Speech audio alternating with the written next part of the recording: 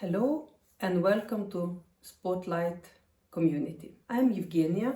I'm a founder of Spotlight How educational platform and agency, where we have clients to make diversity, inclusion, equity, and belonging an integral part of their daily operations, business strategy, and HR issues. And today I will share with you 5 tips on how to recruit a diverse team. And I build those tips on my long experience, where I have been recruiting for many years, both as a manager in different positions in public and private organizations, as my owner of my own company, and also now I'm helping to recruit my clients in Spotlight How agency. So by integrating these recommendations into your recruitment procedures, you will save 5 years of time and also 30 to 50,000 euro approximately per hire, because this is how much it costs to hire new people and to train them, to onboard them. So let's start. First step and first recommendation is to write an inclusive announcement. And in this step, the common mistake is that people who hire, they write too many recommendations, they write too many requirements for the position. And for example, it's a lot now I see in Sweden that in every announcement you see this fluent Swedish requirement. But is it really necessary to speak fluent Swedish for a position you hire? Maybe fluent English is enough, or basic English is enough, or basic Swedish. It's like by writing, just putting there fluent Swedish, you sold out a lot of perfect candidates with perfect skills and competences and experiences you need, but maybe who don't speak fluent Swedish. So think about that. And another recommendation on how to write an inclusive announcement is actually a very easy one. It's like use ChatGPT to help you. If you want to check if your announcement is inclusive enough, just give this task to ChatGPT, integrate your text and give a task like correct this text, make it inclusive and non-discriminatory so I can hire a diverse candidate through this announcement. And then use this text instead, because ChatGPT is perfect in seeing the things you maybe don't see if you're not experienced in hiring diverse teams. And there are other tools on the internet. It's not only ChatGPT, which help you to have gender inclusive language and recruitment inclusive language in general. So it's just to Google and see what's there out there, and a lot of those tools are free. Inclusive ChatGPT is a free version. So this is about recruitment. Second, channels. Channels where you hire. It seems that it's easier and less time consuming to hire through your network and through your family and friends, especially if you're a smaller company and you don't have a person sitting there and making this long and very sometimes tiring recruitment process by announcing, by having all these candidates applying, to reading all the applications, to choose correct candidates, and then to invite them to interview. It's so much easier to ask your friends, like, do you have someone matching this competence profile? But then the result is that you get someone, probably is, if it's your friend who advised you or your family, it will be someone who is close to your own profile.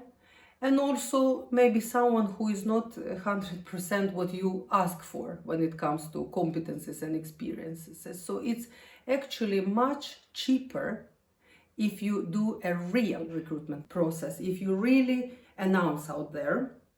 And in order to make it diverse, you should think of the channels you use, apart from those traditions which you always use. Like if you always publish your position on LinkedIn and ask your a close circle to help you to disseminate, maybe you need to try something else. You need to think, where are those diverse candidates? Where are they sitting? Where are they reading this announcement? How will they see this announcement which I am putting now on the internet? And there are Facebook groups, there are NGOs working with different underrepresented groups, there are and representative organizations, there are universities if you want to hire students. There are so many different platforms which you can use totally free of charge in order to broaden your channel network so much, and in order to get these diverse candidates seeing your announcement and applying to your announcement. And if you have an inclusive language there, and a competence profile which is like fair and clear, then these people will also probably apply, and then in this way you will get perfect competence, and also the team coming there who has this competence will have different profiles and will represent different identities, different groups, underrepresented groups. So this is about channels. The third advice is blind screening, how you want those candidates to apply. And I know it's very scary to ask people to apply without a picture and without this demographic data. How old are you? Are you man or woman? Like all these characteristics which we always check first, and maybe even a picture. So if we hire deleting these characteristics, if we start, if they send their resumes and their personal letters only with focus on competence and how they exactly suit your organization and how they match this profile you announce. So it's scary, but I've tried it many times and the results are brilliant. You never know who will appear on the other part of the table or the screen in your Zoom call when you interview them, but the competencies you get, they are amazing. You would never get this person if you had an open like the questionnaire with all the data, because believe it or not, we are all biased. Even we don't think we are, we all are. That's a fact. It's also human. So protect yourself from yourself. This is like my advice when you hire. Then the next step, the fourth step, we come to interview. And there, what I do, I never interview alone, because this is the thing which is called personal chemistry. And personal chemistry often happens with someone who is exactly like you or close to you.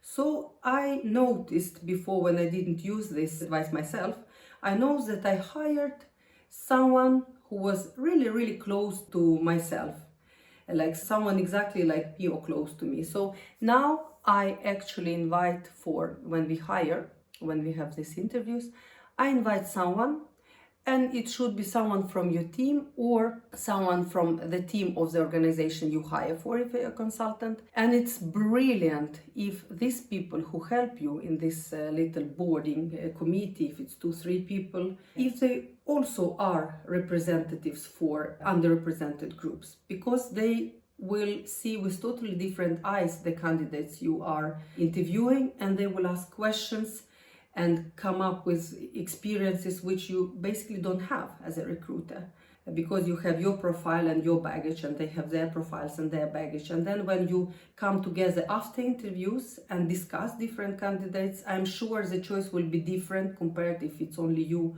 who do the recruitment solely. And another tips here when it comes to interviewing and interview processes, it's apart from a nice environment, and it's a lot about that it needs to be comfortable.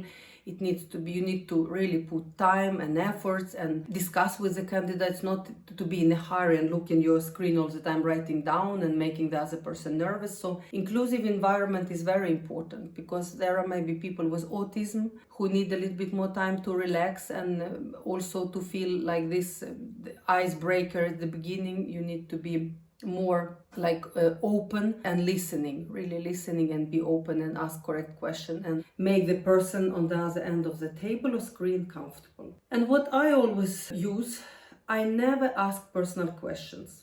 I don't care the hobby, if you're horseback riding or what are you reading on your free time. It's your problem, and it's your like, okay, whatever are you doing on your free time. What I'm interested in is your skill and your competence, both soft competencies and also those competencies and knowledge, hard competence, which we look for this position. And if I avoid all these personal questions, what you do, then I will avoid also bias. Because if the person is also interested in yoga and the meditation thing that I'm interested in, it will be inevitably a click in my head, like, oh wow, it's something we can share on coffee breaks. But I'm sure we will find something else to share on the coffee breaks, even if I don't hire someone who is also interested in yoga.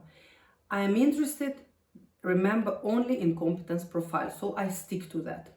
And also the people in my team who is supporting me, we all need to agree on that we don't ask personal questions.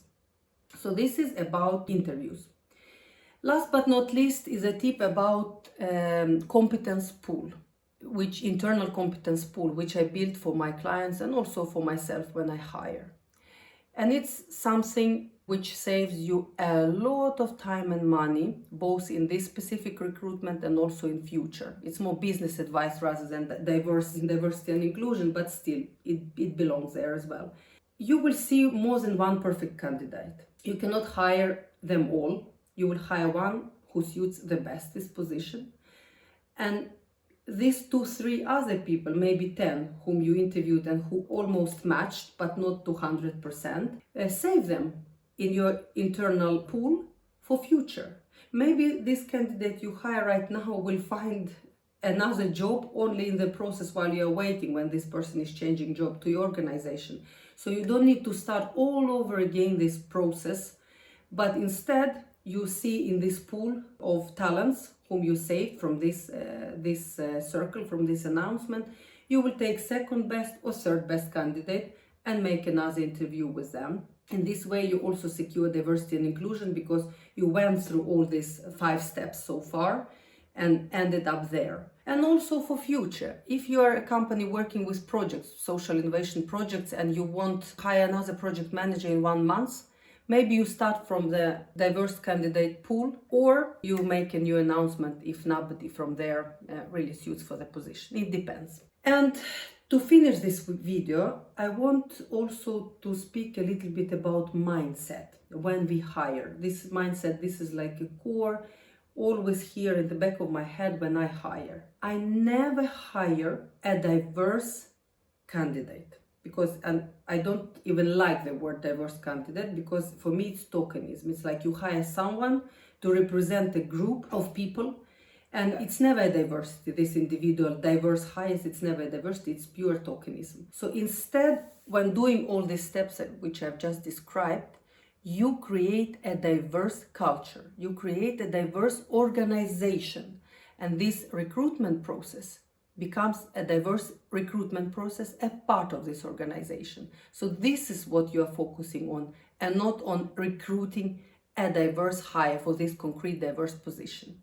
And doing this, step by step, you are building your routine, your organization to the level when it becomes a natural part of recruitment process, like to breathe or to take fika, to take a coffee break. So then you are not even thinking about that anymore, and you are recruiting in a diverse and inclusive way.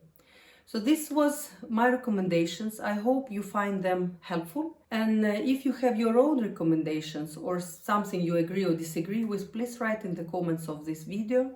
And if you find this content helpful, please subscribe so you will get notifications on more tutorials and videos like this one. Thank you and have a great day.